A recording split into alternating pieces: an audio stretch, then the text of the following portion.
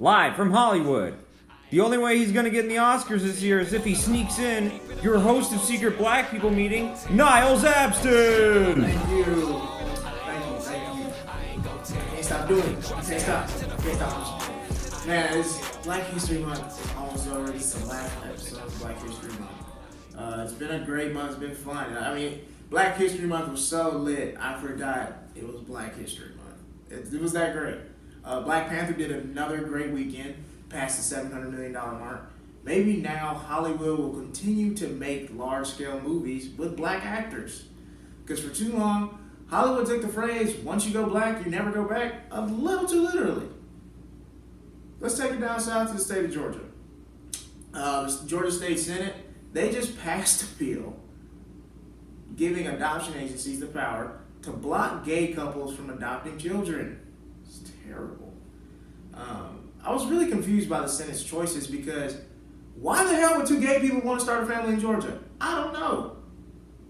But I think we can calm down because this is a Georgia bill. So I think it'll have a lot of momentum early, but it's eventually going to lose. I don't think we have much to worry about. In North Carolina, Barrett Riddleberger, yes, that's his name, Barrett Riddleberger, he and his wife Jody were basically like the poster people for this Trump supporter dating website. They were the front picture. That is till Monday, when we found out that Barrett has a felony he was convicted for where he recorded having sex with a 15-year-old girl when he was 25. He responded saying he paid his debt and he wants everyone to respect that, he paid for his crime that he did 25 years ago. So yes, the man that molested a girl wants you to respect the age of his sentence, not the child. Our friend Omarosa was evicted from the Celebrity Big Brother house on CBS's Celebrity Big Brother. At the rate that they're evicting black people, they might not win an Emmy, but I definitely see a Republican nomination in 2020 coming their way. Our President Trump, his approval rating is lower than ever. I was very excited to hear this, but then I realized this might be bad for America because his show, The Apprentice, had horrible ratings and it didn't get canceled till after 8 years. So we might be in some trouble. Let's find out who else needs to get canceled on this new rendition of Grow Up with our correspondent, Chelse Greaux. Thank you, Niles. It's time for another edition of Grow Up. So here it is, guys. So I wanted to talk about something a little bit different today. I wanted to talk about animals, actually animals and men. Synonyms. But I basically wanted to talk about guys, I noticed something has happened ever since Black Panther came out. I've noticed a lot of aggression towards black men in these streets. There was a lot before, but now it's extra because y'all like, oh, we saw y'all be kings. Now we got to bring you down. And I was wondering why this was happening. And then I watched animals fight on like this animal fight show. And I realized I get what you guys are doing. You're thinking, oh, let me beat up on the big black man so that I can mark my territory because that will make me feel like a man. Because if I can take away food, that's something animals and men fight over. Food, women, territory, right? So then that's what we do. So you're sitting there thinking, oh, we beat up on the black man, take this from him, take this, and now I feel like a man. If you want to feel like a man, that's the complete wrong way to do it. If you want to feel like a man, open the door for a woman. Like, ask a woman out on a date. Cook for her. Don't call her out her name. Don't assault her. Things like that. How about just call your mama? Like, that's going to make you a man. Get a job. That'll make you feel like a man. How about you just, worship something higher than yourself and stop getting so egotistical all the time? That's how you be a man. Everyone's out here trying to think, oh, if I bring down the black man, the white man, the Latino man, the Asian man, if I keep him down, then I'm going to be the man. No, you know how you be the man? Respect women. That's how you be a man. Grow up, fellas. Y'all out here thinking, oh, I'm going to puff my chest and buy a Mustang. No, that's not how you be a man, okay? You be a man by respecting the people that brought you in this world, okay? And that was a vagina. Thank you. So I just want to make sure that's clear. We're not animals in the wild. You're not a giraffe. You're not a lion. You're not a meerkat. So those are all the fights I saw, which were really great, by the way. But you're not one of those, sir. And that's not how a human man becomes a man. Raise your kids. Call your kids, okay? Call your kids. All these dudes, you know how many pop-up fathers I've met in the last 5 years? They're like, oh, yeah, my son's 18. Dude, we've known each other 5 years and you ain't never mentioned your kid, okay? You try to get your manhood by stealing somebody's girl. Boy, bye. Call your child. Grow up. Thank you. So this other this other grow up thing is related to gentrification that's going on in Los Angeles and really across the country. But I really have noticed that there's been like new ordinances and laws that are now in effect and keeping homeless people like out of this, basically away from rich white people. That's what LA is all about, right? Keeping homelessness like out of sight. And not like, why get rid of it? Let's just keep it hidden, right? No one knows where Skid Row is, so they're just like, let's just move homeless people down there. And I've realized something from that. The city of Los Angeles really needs to grow up, okay? Because there's a new ordinance going on. Right now they're saying that if you're sleeping in your car, that you can be arrested for sleeping in your car. How you gonna arrest me for sleeping in something I own? Like, I used to sleep in my car, you know what I'm saying? So I started thinking, LA's trying to push all the struggling artists out. But the thing is, when you move out the artistic, struggling people and you move in all these rich white people, what are the rich white people gonna do? Nothing. They don't want to look at each other. That's why they spend $300 to go to the theater to watch Latinos and blacks dance on an Alvin Ailey production. That's why, because they don't want to look at each other. You think I really want to talk to Sally down the street every day? No. I'll see her at the theater where I can get entertained and escape my reality that's boring. So I think the city of Los Angeles needs to grow up, because if you keep pushing all these artists out, ain't gonna be nothing left but rich people looking at each other. So, and also LA, fix the roads, okay? Y'all make too much money in parking tickets. I was riding down the street and I don't know how many potholes I hit in a 5-minute drive. Stop it, okay? Y'all, parking tickets $80 for an expired meter. Y'all need to fix these freaking roads. I don't know who this LA dot money's going into whose pocket, but fix it. This has been another edition of Grow Up. I really do appreciate you all very much. And I'm going to send it back over to your host, Niles. Hey, Chelse, I don't even have kids, I think. And I feel like I need to call. I don't know. Let's talk about the Winter Olympics, where America's not in the top 3. Norway is number 1. But I'll show you what we are number 1 in. That's right, gun violence. Maybe all these other countries got rid of their mental health awareness? I don't know. Nope, they didn't. They just have sensible gun laws that they vote on. The state of Florida, they voted that pornography is now a public health emergency, but wouldn't even have a debate on assault rifles. Who would have saw this coming? The state of Florida choosing guns over coming. They even told the Parkland shooting victims, you'll never have to see traumatic images like that again. So they thought, so you're gonna stop school shootings? Nope, they're just gonna block you from watching porn. DMV area students took a march on Washington in response to the Parkland shooting. They went to the Capitol building, then descended onto the White House, where Congress was upset because they like being the only group of immature minds meeting in Washington. I've heard many people calling these brave students in Florida, their activism, as crisis actors. If these kids are acting, they're pretty damn good. So good that they're probably the cast that La La Land needed last year. I personally think politicians being paid by the NRA are the real crisis actors. But in the end, I think we can all agree that weaponry, training, whatever, it's not going to prepare these teachers for what's going to happen. You can even take it to Fort Hood, where we had full military trained personnel, and still 13 were taken out by one gunman. So what makes you think giving a gun to little Mrs. Crabtree, who teaches 7th grade English, is going to turn her into Rambo? It's not. That's why one of the Parkland students even asked Margot Robbie in front of people, he said, can you promise me that you won't take any more money from the NRA? To which Senator Rubio replied, people buy my agenda. No, Senator Rubio, I think you're the one being bought.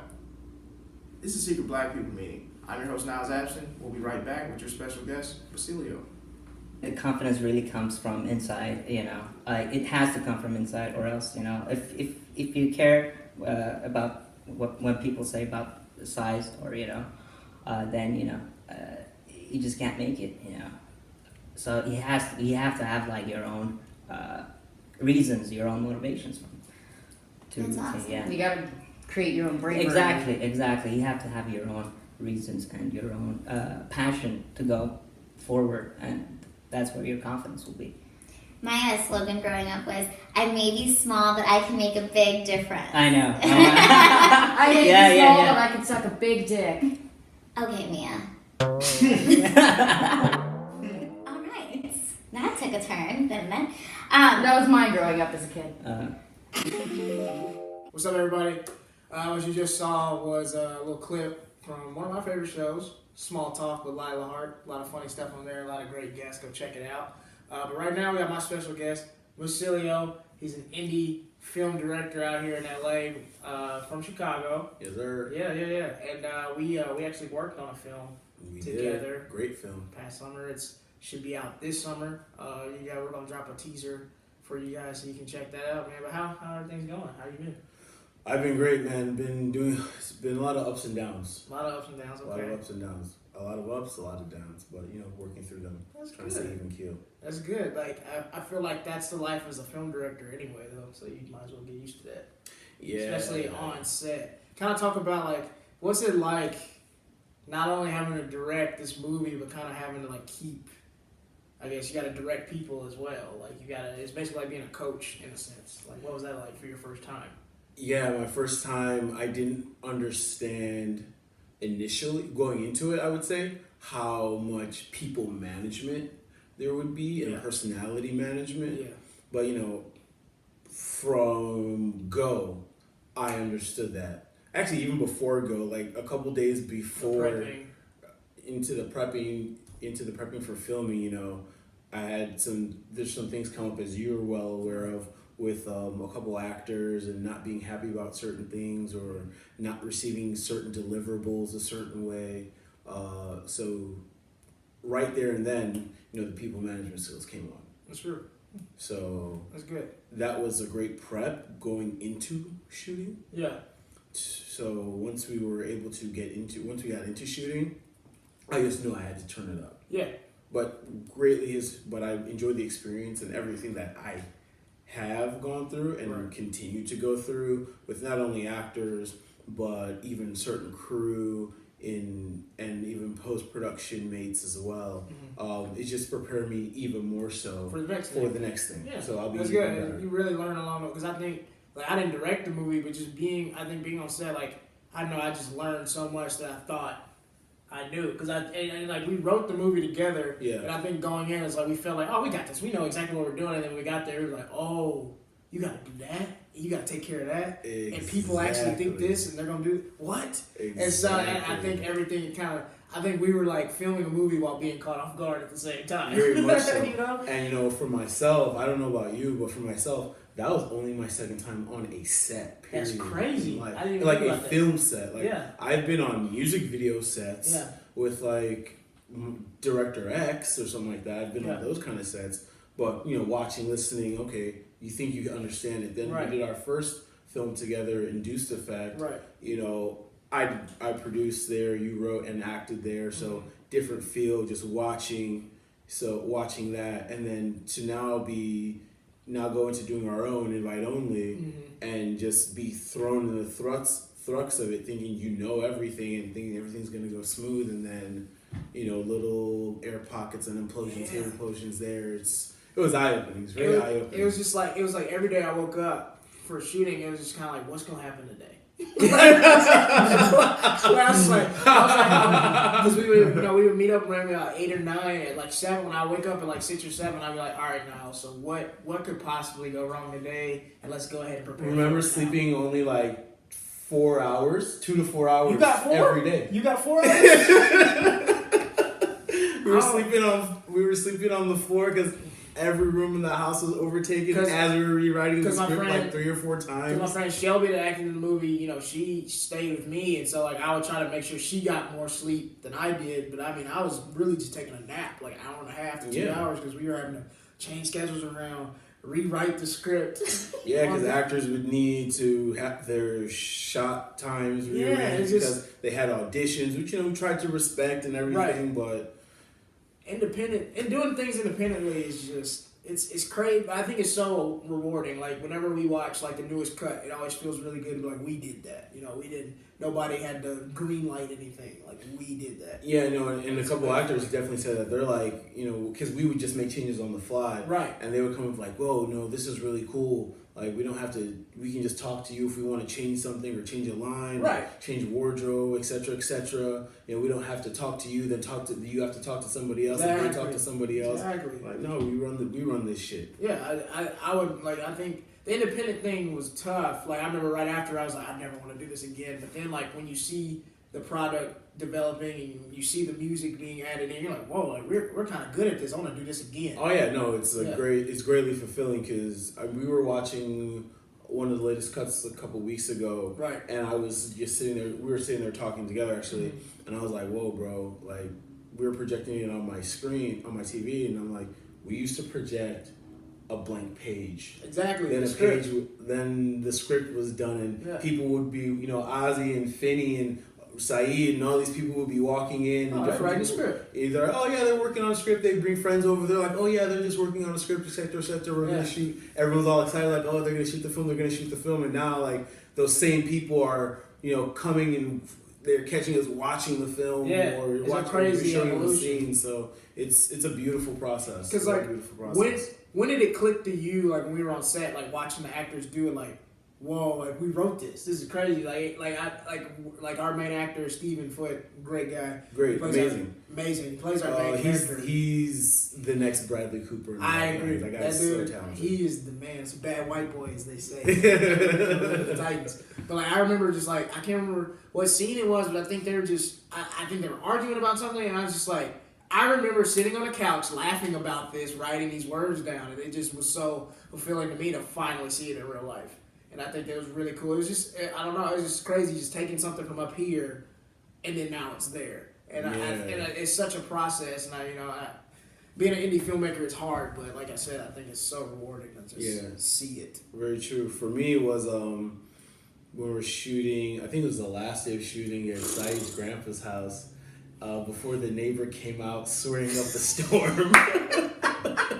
Because our actors were swearing up a storm for like 6 hours on the front lawn. That was crazy. Like, But that scene in particular, though, I don't want to give it away, but Right. that scene in particular, I was like, whoa. it turned this out is good awesome. too. Great The scene. scene Oh my the God. scene turned out really good. And it was just like, that was so funny that you forget, you get in your own world because you're creating this world that doesn't exist, and you forget, oh, other people live here and people like don't know what's going on, so they might not appreciate all this noise and stuff like that. Well, they should have just respected the permit.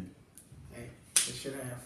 They should have. She was not happy. She That was was respecting the filming permit. right. That was a fun day, man. Great day. It was a fun day. I mean, I feel like, and I just look back at the pictures, and I was like, man, for that week, like, we had so much fun. Yeah, it was an amazing time. I mean, there were a lot of things we went through, as we stated earlier, Right. but I wouldn't regret it. I wouldn't change anything, because I think it made us better as writers. It made us better as just creators, because I mean, we rewrote the movie on set. So like too many times. too many times. Too many times. Like there's things that were written down that will never be seen or used, but it's just like we had to do that so many times, and I think Well, maybe in the sequel we can use it. maybe in the sequel. Maybe in the sequel. That's Universal, we need that bag. somebody. If y'all giving out a deal, I would gladly take it. My air mattress has a hole in it, so Universal Studios, help a brother out. That's all I'm saying. Get Niles off Couch Surfer. Please, thank you. So what kind of advice maybe would you give to somebody that's trying to direct their own project? Like, what would you say? First thing is, if you wrote it, make sure you can execute everything you write. And if you can't execute everything that is written with what you have financially, be more creative. Okay. I know going through the writing process for us, we wrote the first or the second maybe draft of the script, immaculate, beautiful. Yet there were things there Couldn't that do. fiscally, they were out of range. It would be, we'd have to ask this person for money. We'd have to ask that person for money. We needed a hope and a prayer. Yeah, that scene where the spaceship goes up and the aliens came down. Yeah, the alien thing. Yeah, that's a hope and a prayer. Right. And as an indie director, you can't rely on hopes and prayers. You have to rely on realism and fact. Neither can schools that get shot up. Hopes and prayers don't help them either. Hey. Now they're just protesting, as they can see now too. Oh man. So that's definitely something I would say. Don't rely on hopes and prayers. Rely on truth and fact. If you believe to execute this particular scene or to get this prop or this actor, it's a hope and a prayer. Yeah. Shoot for the stars. I'm from the school of Kobe Bryant. Shoot or shoot. I shoot. But at the end of the day, you have to be realistic.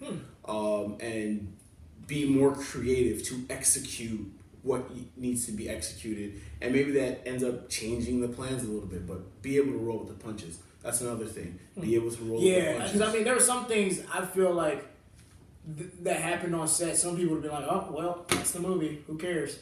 Like, and that me. But I knew like you and I had the mindset going in. Whatever happens, we're finishing this. We're gonna finish this film. And like, if that means we about to Eddie Murphy it and play every character, you know, we was about to be Eddie and Arsenio on that thing if everybody walked off set like that. And I think when you have that mindset that just like whatever it takes for getting this done, everybody else starts to adopt that. Because like I even told like at the end of the shoot, I told Steven that I don't know if he meant a point to do this, but as the lead actor, I felt like he really brought an attitude every day that's just like I'm doing my best every single time. And I think every scene, every line, and I think all the other actors, even some that may have not have like been super excited every single day because it was early days and long days, I think they kind of fed off of him. Yeah, they fed off him. They definitely fed off Brett. I really loved it. Our Arnold character. Brian's a dope actor. Ryan's a dope actor. Can play a villain. And it's crazy because he's I think you call that method acting. Yeah. How he like preps himself for each scene.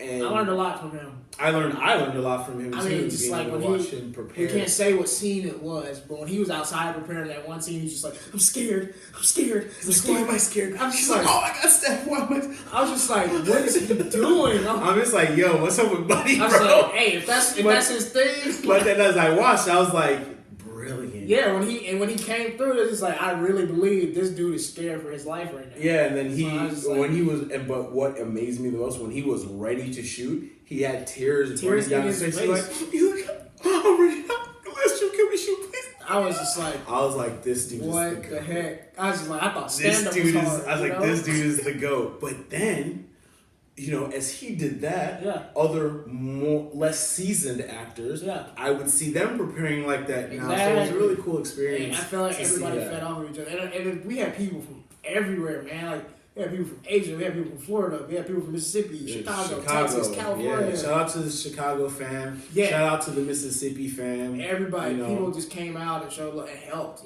just helped. Yeah. And that's another thing. You gotta find, as I say, find your tribe. Find those people that are gonna come help that know they're not gonna get some big paycheck, off the top. Or at all. Because we definitely had friends who they didn't get paid at all, but they're driving people around, they're carrying this, they're carrying that. They're working harder than people getting paid. Right. There's people that work for free that this movie would not have been made. Yeah, I mean, big shout out to Saeed, big shout out to Ross, big shout out to Official Trip, big shout out to Finny! Big shout out to OZ, because I mean, without those people, I mean, we would have We would have really struggled. Yeah, it would have been no movie essentially. Finney also made our Channel 310 logo. So Finney did all the artwork for he's doing all the artwork for the film. Want to check him? I think it's Art by Fenton. Is his Instagram? We'll throw his Instagram here. But go check his art out. He makes a great job. He made the Secret Black People Meeting logo, the Channel 310 logo. He's doing artwork for our movie Invite Only coming out this summer. You'll see. Yeah, all my art is by art. All my art is by art. So he's the man. You'll see. We'll drop the @ for him. So before we cut to commercial and we're gonna show the teaser for the movie, what was your absolute favorite thing about directing this small indie movie that we did? Actually directing Actually, Actually- it was like a high almost. it. Actually Fun, huh? being able to execute it. Because I had never directed a film Yeah. before. It's my directorial debut, first time. Mhm. So, writing it, we had a different director that we wanted to do this, and Yeah. he pulled out because he didn't think it could be done. And I really, really, really thank him for doing that, because if he hadn't have done that, I wouldn't have been able to direct this film, Right. and it probably wouldn't have been done No. under him. But under me, it was gonna get done. So that's all it was. So I'm really appreciative of him, because it allowed me to be able to grow as a person as I went through the process. Because one of the biggest compliments I've received in a long time is after the film, and even during the film, a couple actors came to me and they were like, "Whoa, you're our champion. You're a great leader of men." Like, to get that compliment, really pushed me forward, after filming, to, do things to try to become a great leader and enhance my skills, because I knew I could lead, but I just never really understood what leadership was, and the different types of leaders there are. So, it propelled me into doing that kind of research to just figure that kind of stuff out and know what kind of leader I want to be and how I want to progress and become better for the next thing and people around me. So I was really appreciative of that. And so definitely directing was my favorite part of it. Working with the actors, just seeing them give their all. Yeah. Remember, he went outside and threw up after his last scene? After his last scene, yeah. It was literally like his body was like, all right, you're finished, I'm finished. I mean, he gave everything. He literally gave everything. I mean, I know we couldn't, but I definitely can't. I don't know how much more I can even thank him for the way he stepped up in the filming process and doubling as an actor as well. Like, I'm eternally grateful to him, as well as many other actors, but particularly to him, just because he did so many other things. and he co-directed. Exactly. So helped get the food, everything. yeah, he co-directed, he chefed, he location scouted as well. Like, so he did a lot. I really, really thank him. Really, really thank him. Oh yeah. I mean, we really finessed that thing, man. Hey, wrist. At risk, Brian. Man, like, I think, because I've been writing stories, I guess, since I was like little.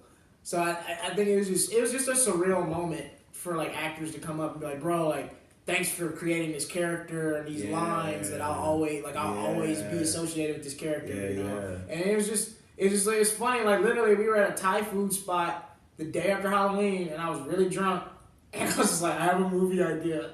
And now we're like about to come out. Who was there with us? It was like us, Finny, a couple of girls over there. a couple chicks. Was Saeed there? Was Ozzy there? Yeah, I think. Yeah, we just. we went to Soho House before that. Soho, and I got went drunk. to Soho House before that. Got faded off the Henny. At Soho I got House. faded off the Henny, and I was just like, just sitting in this Thai food spot, and I was like, Finny, I got this dope movie idea, bro. I want to do it. And then we just started talking, and Basileo was like, I want to direct that. Let's do it. Let's figure it out. And then we kind of saw, like you said, tried to find another director. But you even said at the beginning when we were writing it, you felt like you were supposed to direct it, and you were right. So yeah, so it worked out. It worked out. Yeah. So hey, those drunk ideas, write them down. And then another thing for just anyone who wants to come into the film game, like I come from outside of film. Yeah. Like, I have a college degree. I have a bachelor's of science in kinesiology and a chemistry minor. I worked in corporate America. I was just interested in film. Took my first writing class when I was a lot younger, screenwriting class though. I used to work with Chicago Filmmakers Meetup. That's how I got introduced to film and knowing like, yo, this thing was real. Like, outside of just simply being a spectator sitting in an audience and consuming the information. You can do it if you want to. Yeah. I know, because when we first started working together, we were working on an idea that I had that's going to cost, a couple million to make. More than a couple. Yeah. Way more than a couple. And then I stopped us in the process. And I was like, yo, this... I really gotta give you props. You changed my mindset out here. Okay. Because I remember that day you said, it's like, why are we writing stuff we can't make? And I was like, it blew my mind, and I was in my head, I was just like, why not just start writing stuff I can actually do? Exactly. What is really the point of writing? And, we all have these passion projects and these ideas. Those will come one day. But how are you gonna get there? And so you really changed my mindset of how can I attack this from like the ground level so people can notice. Then I can do whatever I want to do. Exactly. I mean, everyone isn't in USC film school or whatever No. film school, and you're shooting short films as your daily thing. Like that wasn't my daily thing. My daily thing was something completely different. Mm-hmm. So for two people coming from outside of the traditional film world, Right. and then on top of that, we happen to be Black American males. It's just Yeah. like, who's really gonna give you Yeah. a couple mil, a couple Right. $100,000? We're not about to get an agent, so No, agents aren't. They're not looking for that. We're not. Our lives in terms of filmmakers, it's not the typical cookie cutter. Here you go, easily packageable thing. right. And being that we understood that day, that's why I was like, hey, we need to make things we can make. Exactly. That's how Induced Effect came about. That's in film festivals now. Right. Induced Effect. If anyone watches the show Shameless, the Liam character, Christian Isaiah, Induced Effect, our first film was Exactly. his first film. Exactly. Writer producer on that, and he acted in it. That's how Invite Only has come about, and I can't wait to see what comes from that. I'm really excited for what Invite Only is going to do, and the recognition that will be given to people who Work hard. participated Yeah. in this project. Yeah, the parts that are going to... Because, I was like, Christian didn't even have that much screen time in Induced Effect. He was in it, but then he's on Shameless now, so I'm just like... it's three crazy. national commercials. 3 national commercials, he's doing it, and it's just dope to... But granted, he's a hard-working... super hard-working kid. And so it's just Amazing. dope. It was dope that, I wrote a character for him, And so, these older actors that are in this movie that we're doing, it's just, I'm really excited to see, where they go from there, Yeah, So, very excited. Very excited for everyone. Yeah. So that's why it's just been very consuming for me to create a project, and for yourself as well, that project that everyone who participated in this thing can look back and say, Be proud of I'm it. proud to have been part of that. Exactly. That was well executed. It was presented properly. It touched the buttons that it needed to touch for me to be able to look back and say, yeah, that was cool. That it was a good us. experience. That was us. And we did it fairly quick. We started writing it in last November, and then this summer it'll come out, and that's a little over a year. That's pretty quick. It's a pretty quick I turnaround. think we started working on it on December 1st, 2017. Oh, okay. That's when we first We kind started of writing. outlined it in November. Yeah. Okay. A rough we came back outline from in Thanksgiving, November. and then we actually Yeah. wrote it. Yeah. Yeah. Yeah, so we started writing it pretty much December 2017, 2016. Mhm. Yeah, it'd be December 2016, huh? And then all of December 2017 we worked on it. So it's Yeah. all of 2017 we worked on this movie, and then it'll be done by the summer. So it's been a pretty, for movies that's a quick turnaround, but I guess for us it's just kind of when is this gonna be done, Yeah, I mean, I'm honestly ready to. I'm not gonna lie. Yeah. I'm ready to get it out of my I life. want it to be done so bad. Yeah, I'm ready to get it out of my life so Yeah. I can work on the next thing. Right to the next one. Because many conversations we've had is, because we're both creators, it's we have this big elephant that we need to keep feeding and keep nurturing and keep growing, but then we have all these little baby elephants and Right. baby lions and zebras that we want to feed too. True. Yeah. So we gotta get this elephant out the way. So we got to get the elephant out and set it off yonder, go roam, Right. go on, big boy, and nurse the other ones to health and have them grow up. That's true. Cool. So we're gonna show you a teaser from our movie Invite Only. Hopefully you guys will be able to check that out this summer. Then when we come back, we're gonna give you our Oscar picks for the top 5 categories. So we'll be right back. What? I don't really know the first thing about throwing a party, so... The girls and I will take care of everything.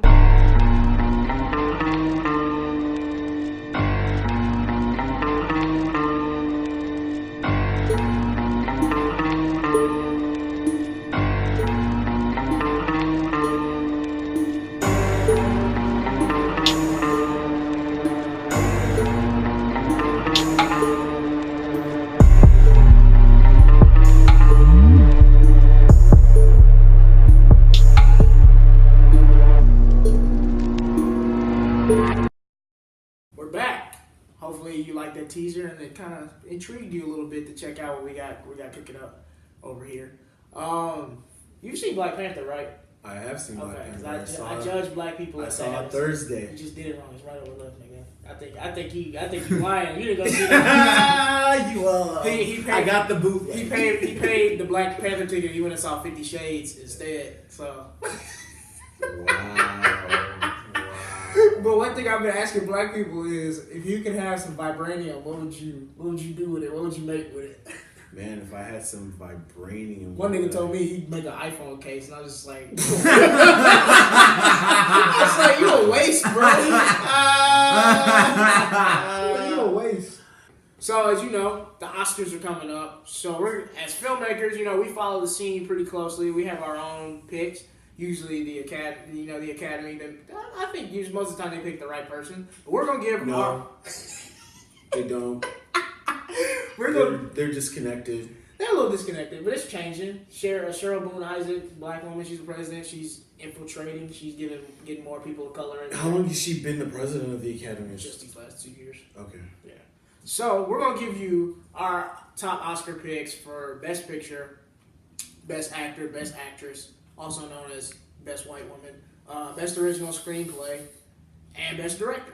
So we're gonna give you those. So for Best Director, who you got? The nominees are, for Best Director, Guillermo del Toro for Shape of Water. He stole that, by the way, from a student film.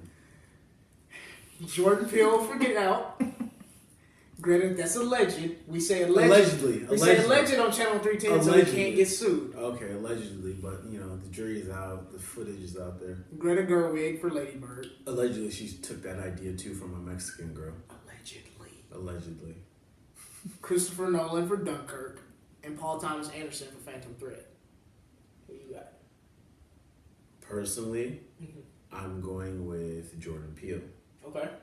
I believe the Academy is probably. That's just what we're gonna do. We're gonna give our pick, but who we think the Oscars are gonna pick. Personally, Jordan Peele should win it. I think so as well. Traditionally, I would say Nolan for Dunkirk. This is you know what's crazy? This is his first nomination. Really? I thought he should have got nominated for The Dark Knight. That was great directing in that film.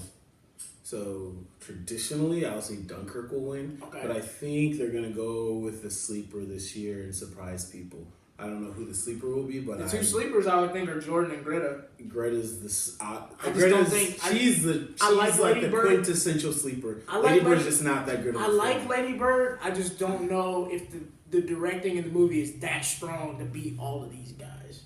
It's not. But it's a good movie. But I don't think the directing was strong enough to take down a Jordan Peele or Guillermo del Toro. Man, if they don't give it to Jordan, they better give it to Guillermo del Toro.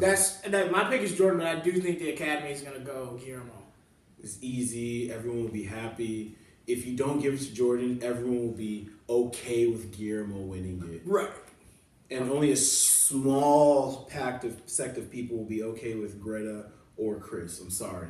Well, Chris more typically just because of his history, but Dunkirk was kind of slow moving for me. It was weird. It was the pacing was weird. Yeah, it was very. It's weird. I don't know. So best original screenplay, we got Shape of Water, written by Guillermo del Toro, and his writing partner. My bad. His writing partner doesn't have her name. Vanessa Taylor. Okay. Guillermo del Toro and Vanessa Taylor. Then we have. What are these names? Then we got Three Billboards Outside Ebbing, Missouri, written by Martin McDonagh. He's also won an Oscar for Best Original Screenplay in 2007. Okay. Get Out, written by Jordan Peele. We got The Big Sick, written by Kumail Nanjiani and his wife Emily V. Gordon. And then Lady Bird, written by Greta Gerwig. I think what's interesting about this year's Oscars original screenplay is a lot of the people that wrote these scripts are the directors of the film as well. I think this is the most nominated directors in writing as well, and I think that's really cool. Who's your pick, and who do you think the Oscars is going to give it to? I would go with Three Billboards. It was a great script. I will go with Three Billboards for the Oscar, for the committee, and myself. Okay. Three Billboards Outside Ebbing, Missouri, I think was so well written. I think will win the Oscar for Best Original Screenplay. But I think the best script is Get Out. Okay. So layered. It's really layered. It's so subtle. I think the best script was Get Out. But that's my opinion. Yeah. Let's see. Let's go. Best actor. We got Daniel Day-Lewis for Phantom Thread, the method actor himself. Timothy Chalamet for Call Me by Your Name. Daniel Kaluuya for Get Out. Denzel Washington for Roman J. Israel, and Gary Oldman for Darkest Hour. Gary Oldman for Darkest Hour. Gary Oldman for Darkest Hour. He's my pick. Gary Oldman for Darkest Hour. If Gary Oldman didn't do Darkest Hour this year, I'd say Daniel Kaluuya for Get Out. I mean, just the crying on cue and all. Daniel Kaluuya had to do such a range of emotions, from comedy to crying to anger. He killed people, so I mean, it was just so many ranges of emotions. So I think he should win. But I think Gary Oldman, he's had such a long career. He played a great role in Darkest Hour. I think he completely transformed himself. See, Gary completely transformed himself. Yeah. And he killed it. Yeah. And that's why I think he should win. The accent, everything. He killed it. Yeah. The weight, everything. Can't even tell it's him.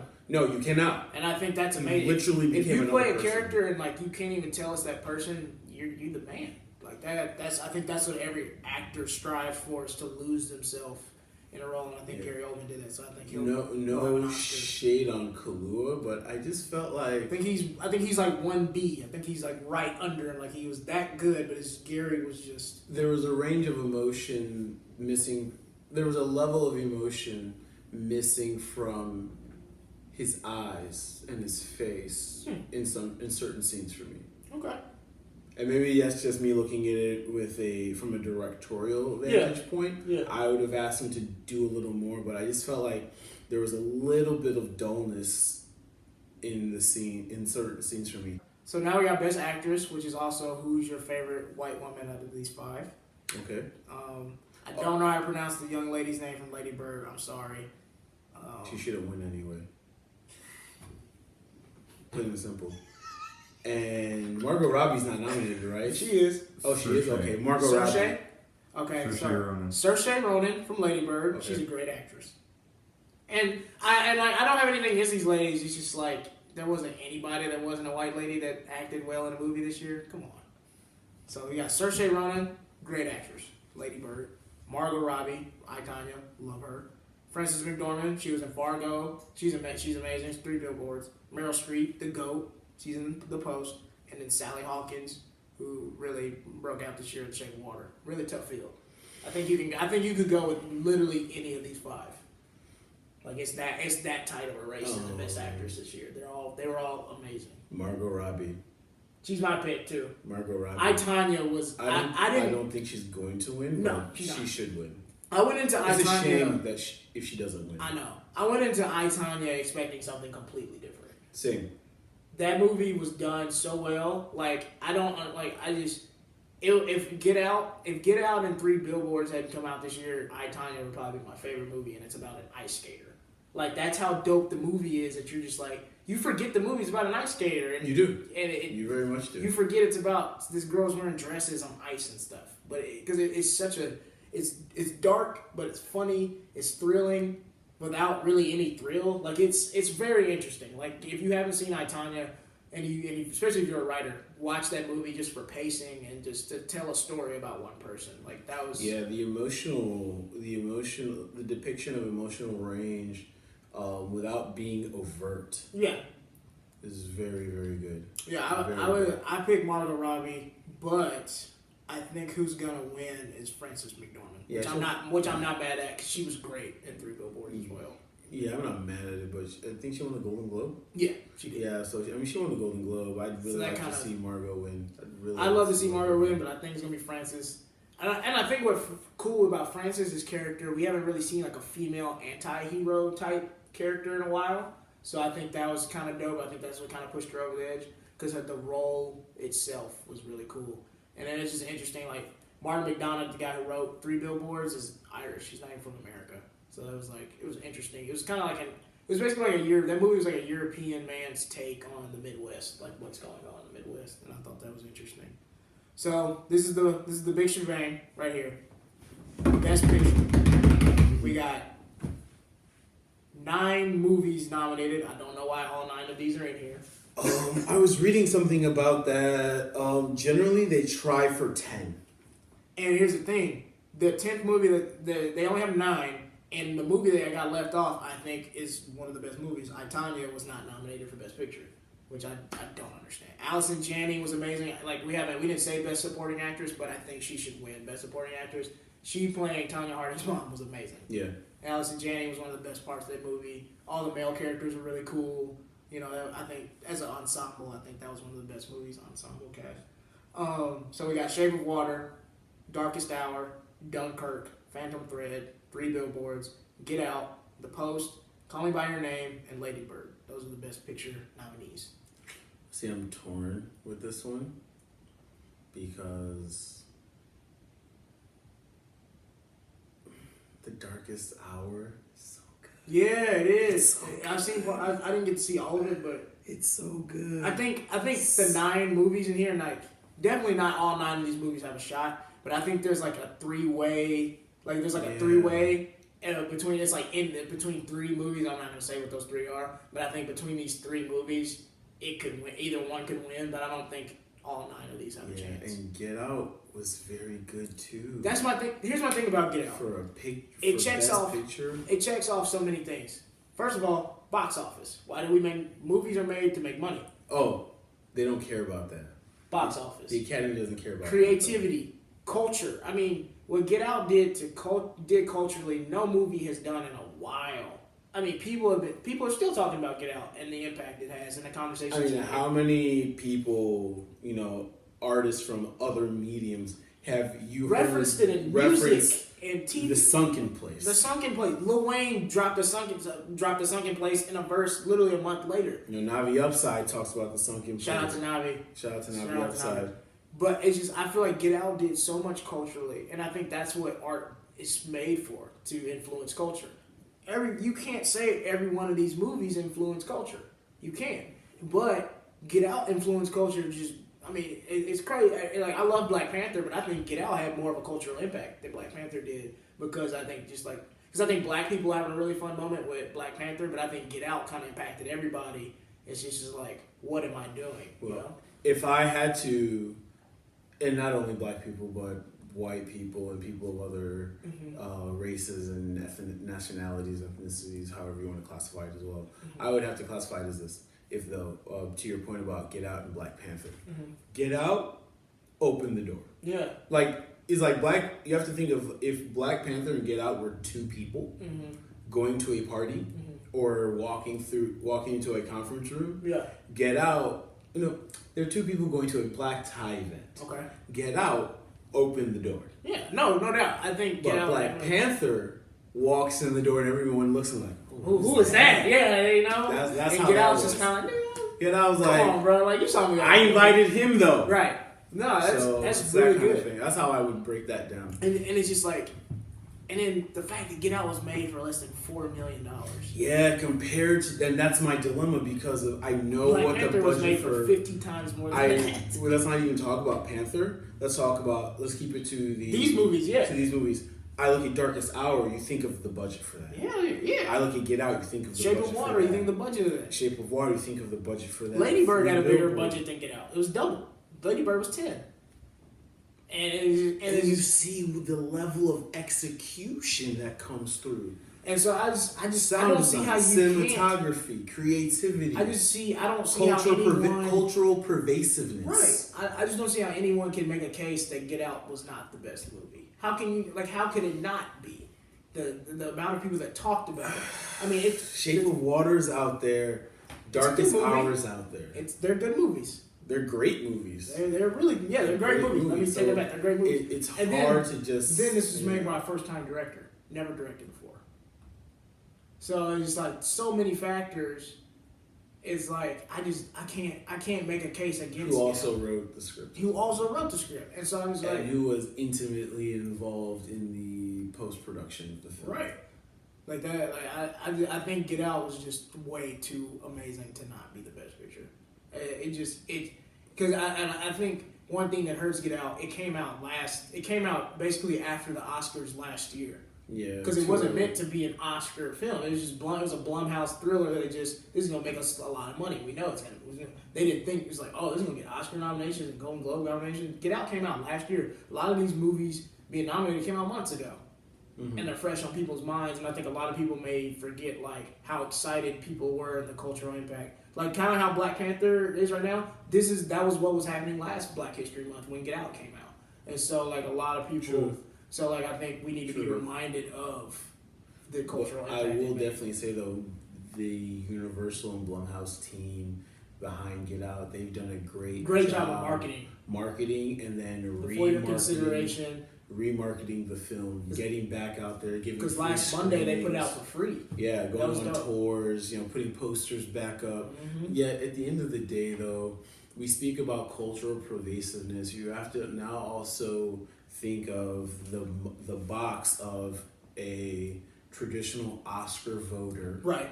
And the majority of the majority of Oscar voters who are most likely more conservative, more traditionalists, right? So the cultural pervasiveness of a Get Out, it most likely doesn't hit their work. Yeah, why didn't even freak them out? Because first things we said were Lil Wayne and Navi Upside. Who are they? Who are they to to the demographic of people, the population, I would say, of people we're speaking to? Because you also, one thing I reminded somebody the other day is, you have to remember, a lot of these Oscar voters work in the industry, they're executives, they're these things. They're the same people that passed on Get Out in 2015 when the script was being pitched. So it's just kind of now you think you really want to vote for it to get Best Picture? That's the crazy thing where these small indie movies come through and wreck the Oscars, and they're basically it go up against competition of the people that told them no in the first place. Exactly. So I guarantee you, there's many Oscar voters that had the script to Get Out on their desk that said no. You think they're about to vote that Best Picture and say I was wrong? No. It's It's hard. It's weird to think that way, but that's I think that's what's gonna happen. Yeah, so thinking just from that standpoint, I really love Shape of Water. I was gonna say Darkest Hour. Really? Okay. So you say Darkest Hour and the Oscars. And maybe that has to do with me, being born in London and loving London so much. Yeah. So it's a historical reference for someone such as myself. Right. But it was cool. I will say though, shamefully, during that film, I was very happy about one thing in particular. Mm-hmm. Which was really sad. What? Because I was watching that film, Darkest Hour, great film, love the film, but I think I counted 4 to 5, maybe 6 black people in the film. Definitely no Asians, definitely no Latinos, Latinas. Because the whole movie's set in the UK, right? Yeah. And thinking about when you go to the UK, I don't see many Latin people in the UK, But there was, the thing that made me happiest was there was one black guy in the film that had a line, and the other black people, you kind of just counted them in the distance, but this guy, you actually saw him. They actually framed him up and all these things. So I'm sitting there whoa, they actually framed him up. I was like, okay, cool. I'm liking this movie a little more now. And then my man had a couple lines. I was like, whoa. I'm mad you got excited about it. I'm mad I got excited about it too.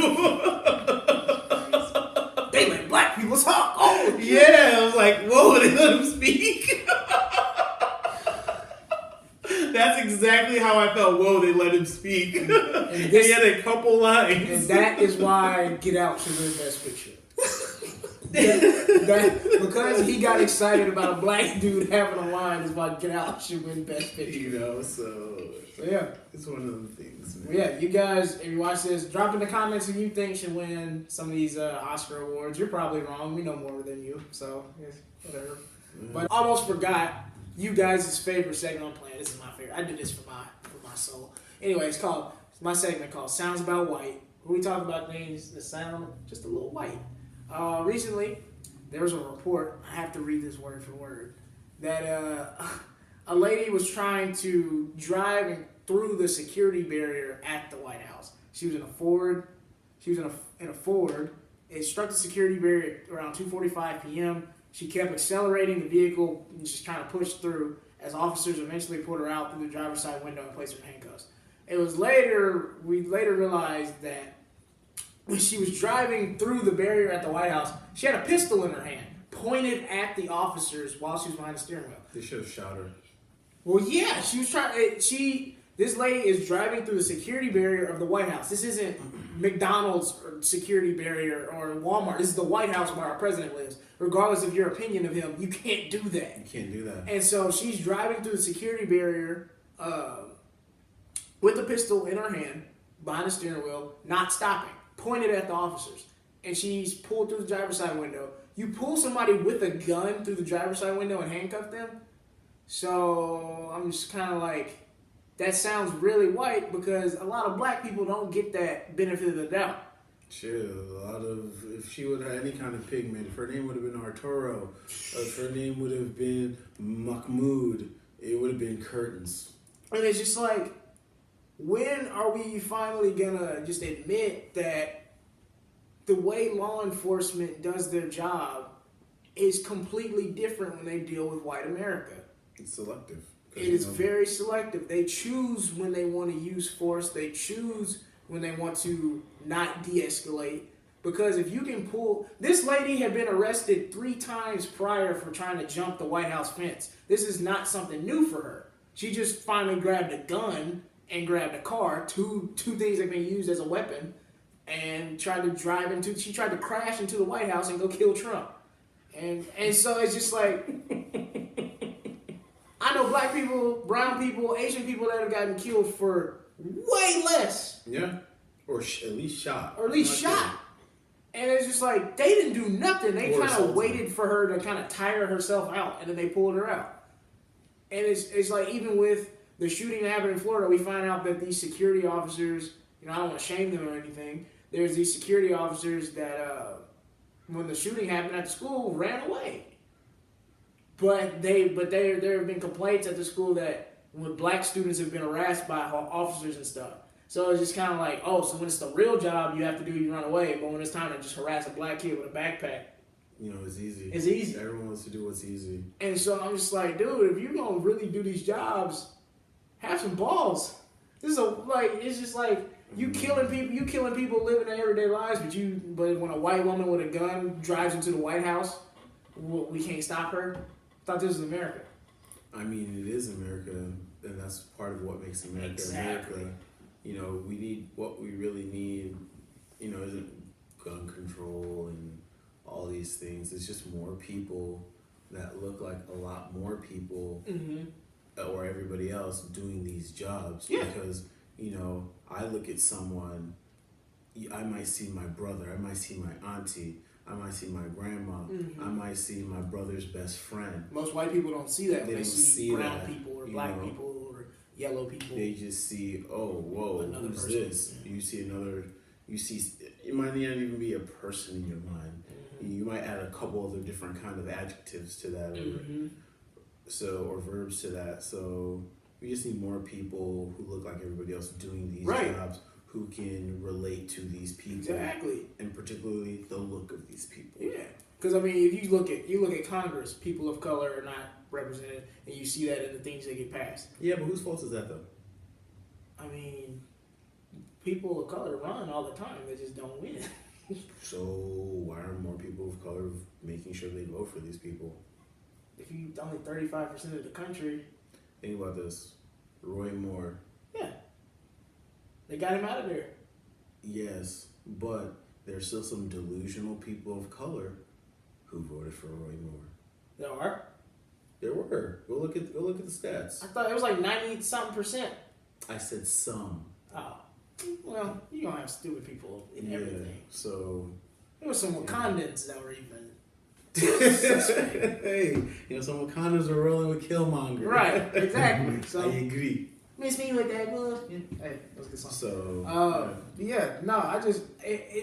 don't know. When I see stories like that, you want to laugh because of how ridiculous it is. Because then you can't make this argument of like, oh, I feared for my life. So you didn't fear for your life of a woman driving a truck through the White House with a gun pointed at you, but you feared for your life when a black dude was selling cigarettes outside of a gas station. Like, come on, man. Two different situations, different circumstances, right. Times of day. Yet at the same time, we just have to think, like, if that woman would have been had a hijab on or something like that. Yeah. Terrorist attack. Like if Yeah. if she would have had a hijab on and she was driving with a truck and a gun. Where it's terrorism at the White House gates. Right. Trump is on his high horse talking his shit again. Every Muslim in America would have had to been on high alert. So it's just not cool because white women don't have to be on high alert when something like that happens. No. In fact, most white people aren't even going to know that this happened. And that is one thing that's so different between white people and people of color. When a black person does something, or a person of somebody else's community that does something in another state, we know about that stuff because we're just like, damn, like I don't want people looking at us like that. There's white people can do something that another white person won't even know in their own town because it doesn't matter. White people get to be treated like individuals. That, and you also, one thing at least, this is just a personal opinion of mine. White people, for the most part, tend to be not as easily sensationable. No, of course not. Than people of other races. And the things that they control do, the narratives. They control the narrative, but even so, even with controlling the narrative and things of that nature, you also have to think the perpetuation of many things that are done by people of other races, that's the sensationalism behind a lot lot of that also comes from the people in those through stereotypes, demographics. Yeah. They help perpetuate. They help put wind to that fire. Yeah, I see. Whereas white people, they're not putting wind to that fire. They're like, put that out. Let's look over here. Right. You know, right. Or no, hey, set a fire over there. You know, a bigger fire. So it's just a different way of going about things. Whereas a lot of us, I say people, non-whites in America, need to really begin to do as well. Yeah. Like, that's not us, so why are we even worried about it? But then also, white people have never had to live in a world where they're seen and judged by one person in their community. And that's why we do sensationalize it, because... We don't know that. The world's been around for a long time. There could have been... in America. In America. The 200 years of America. I agree with that. Because, like, I'm sure, like, your parents or somebody, when you were a kid, some black person probably did something, they're like, hey, you don't do that. You don't be like them. Yeah, of course. White people don't. That's not a thing. It's just kind of like, we're not them, so why are we even worried about it? That's kind of like white people's attitude. So I'd like to have that attitude, but I know that's not how I'm seen in society, so I kind of have to be mindful of it. But like you said, I also don't want to sensationalize it either. Mm-hmm. So it's a fine line. But it's just like, just the thing, if that white lady had a hijab on and had been tan, she would have been gone. There would have been 40 rounds shot through that windshield. And it's sad to say, but that's the truth. Like, that dude in Cleveland that got pulled over, and it was like 170 bullets in the windshield and the hood, and I think he just had like a tail light out or something like that, and they wanted him to stop. And so they just shot into the car. And it's just the devalue of human life. And so that's one thing, and that's what people are asking for, is just for us all to be treated like we're human. That's it. I don't want any special treatment. I just want to be treated like a human. You know, some perks during February would be cool, but I'm cool with just being treated like a regular person. This has been Secret Black People Media. It's been a great episode, hanging out with Basileo, talking about indie film, Wakanda, how the Oscars, what they're going to do next week. So make sure you watch the Oscars, hopefully get out, win some awards. Hopefully Margot Robbie brings home the best actress. That's what I would like to see that. But most importantly, make sure you're on the lookout for Invite Only. Invite Only. Summer 20, what year is it? 2018. Summer 20, I'll be forgetting. Summer 2018. I'll be checking for that movie. So it's gonna be fun. I hope you like the teaser. I think we're gonna drop a trailer maybe soon. Yeah, trailer's gonna be dropped soon. So look out for it at a film festival near you. Yeah. There's a couple of distributors interested, so we'll see what happens, man. All right. Till next week.